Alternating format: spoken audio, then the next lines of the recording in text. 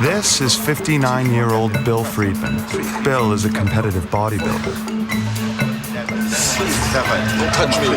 2 years ago, he won first prize at the World Grandmaster Championships for bodybuilders between the ages of 50 and 60. His success, however, didn't last very long. Last year I finished third, although I probably should have finished first, but the judges didn't see it the way I did. Bill is desperate to regain his title. He's only got one more shot. Some may find Bill's bodybuilding interesting, but for me, it's embarrassing. That's because Bill the bodybuilder also happens to be Bill, my father. There you go, The Bodybuilder and I. That film was named the Best Canadian Feature Documentary at this year's Hot Docs Festival, as well as at the 2007 Atlantic Film Festival. Here are the stars, Bryan and Bill Friedman. I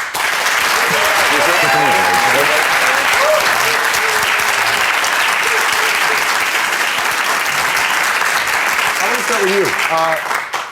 How did you perceive your relationship with your son before you saw this film?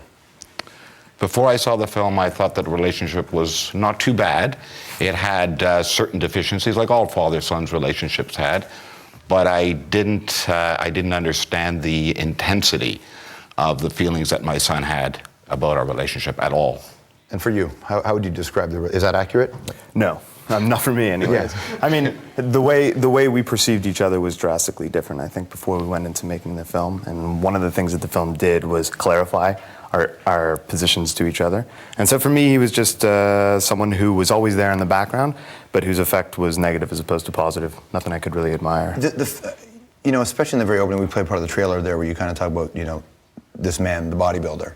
And then there's this story about you and your dad, but then there's this whole bodybuilder angle as well. And I wonder, when you set out to make the film, did you set out to make the film for some sort of clarity, or did you set out because you wanted to tell a story about somebody you perceived as your dad becoming a bodybuilder? Yeah, no, at first I think I saw it as a quirky comedy about these old guys getting ready for a bodybuilding competition. Well, then you failed miserably, sir, because it is not that. Well, I couldn't avoid the fact that one of the top bodybuilders was my father, and I couldn't ignore the fact that I was estranged from my father. And so once I got interested in the story itself, I couldn't ignore what was underneath and subtextual to the story, and that was what really interested me dramatically. So it was the combination of this interesting, you know, bodybuilding pick with this more, you know, in-depth family arc that was, you know, dramatic and appealing to me as a filmmaker anyways. Well, then after you see the film, and I don't want to give too much away because I really think you should see this, it is so deeply personal, and it is so deeply painful to watch, and you don't come out looking good at all. Really? Yeah, you think? So I imagine when you saw it the first time, tell me what that was like. After I got off the floor, well, the first thing I wanted to do was hug Bryan, because I began to understand for the first time the intensity of his feelings and how I was a catalyst for a lot of those negative feelings that he had, not only about me, but about himself as well. But it took me a while to adjust to the film and what the film portrayed me as. And I don't think he does come off negative, in a negative light in some aspects, but I think the people who see the film will feel a certain affinity toward him. I mean, he's a charming guy, and he's got wit, and he's got character, and he's engaging, but I think he does something with this film that's truly fatherly, and it's that little gesture, maybe sacrificing himself to that sort of criticism, that really has opened me up to him as a father. There's this one scene, it's about 3/4 of the way in, when you talk to your mom, then you talk to your brother, who has a very different relationship with you than you did, and then you and your dad go at it, and you ask him, why did you make this film? And your answer? My answer was, because he asked me to. You did it for him. I did it for him. And I'm watching going, this is the breakdown moment in the film. And after that interview, you look completely shell-shocked by it. Well, that conversation was 26 years in the making. And I think any time you have that sort of conversation, and it's a very simple thing, right? Like, I think the whole roots of this story and the whole roots of father-son relationships really come down to simple things. Well, simple things, but it's a complicated process to get somebody to be willing to be honest. Yeah. Well, he's never not been honest, to me anyways, and I think that comes out through the film. I mean, his honesty is there, it's just a matter of dealing with that honesty that was difficult. And once I got over that hurdle, I found something that was, you know, really something that I was proud of, and instead of running away from him, I found something that I could maybe draw closer to. What's your relationship like now? Is it different post-film? Well, I think that my dad saw the film and he put it really, really aptly. He said that the end of the film provides a springboard for the start of our relationship.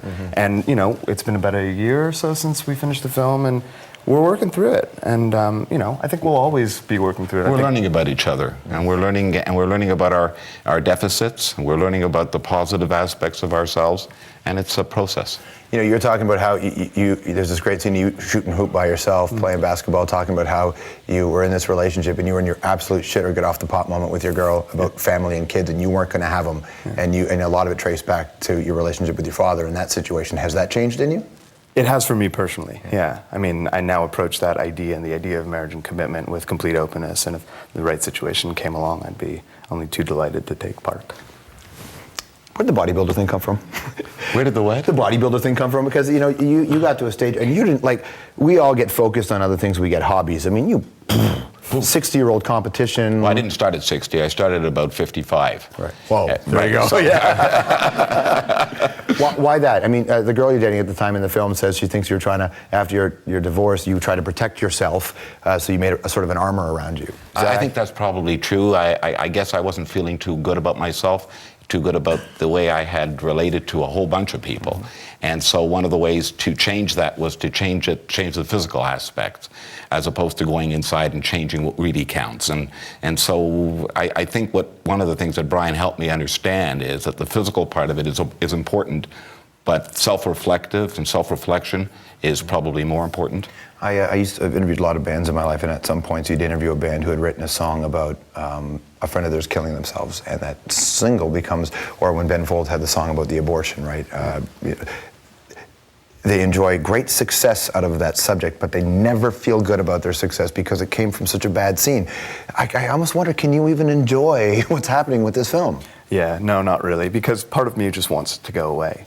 That was 2 years ago, I'm done with it, let's move on, life moves on.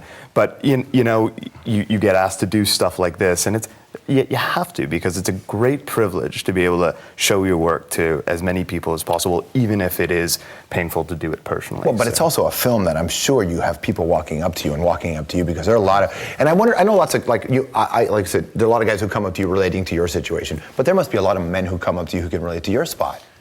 It's amazing how many fathers have come up to me and parents have come up to me and told me about their relationship with their children, and how much this film has helped them, at least to try to reach out a little bit. And it's always that first step. It's always that first step that's really tough. And I like to tell people that I'm licensed as a lawyer, but I don't have no license to be a father. And it's one of the things that we never really learn how to do. We've got models that we grew up with, but if those models were dysfunctional, then we carry a legacy with us. So it's the parent, father-son, father-child relationship that I think Bryan was able to demonstrate in a way that a lot of people may learn from. I don't think this spoils the movie, because the movie isn't really about this, but you were going for the title in this movie and you lost. Are you the kind of guy that deals well with that sort of thing? No. As a matter of fact, I'm going to give it one more shot. I'm going to give it another shot. But I'm going to compete with the youngins. I'm going to compete with the 50 to 60-year-olds. Oh, right. What's your next project? Well, I'm actually in law school myself now, so that keeps me pretty busy, but I did... So if anybody says like father, like son, do you get ready to deck them? Exactly. If you remember the part of the movie where he blamed me for all his bad DNA, well, now it's time for him to give me some credit for the good DNA. All right. Good to see you, man. Thanks for coming. Thanks for coming. No problem. I appreciate that. The film is called The Bodybuilder and I. It opens in Toronto, Vancouver, and Ottawa this Friday. All right, after the break, we're going to talk about Russell Peters, Rick Mercer, related to you, and maybe we'll bring on this guy. That guy right there is Wyclef Jean. He is a big force in the hip-hop world, and he has influenced a generation through his work with the Fugees and his solo records. But it's also about his story. He'll talk about being shot, he might even show us the wound, and his humble beginnings. I'm straight up from a hut, no electricity, homie.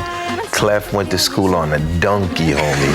Wyclef Jean, next on The Hour. Let me see you move like you come from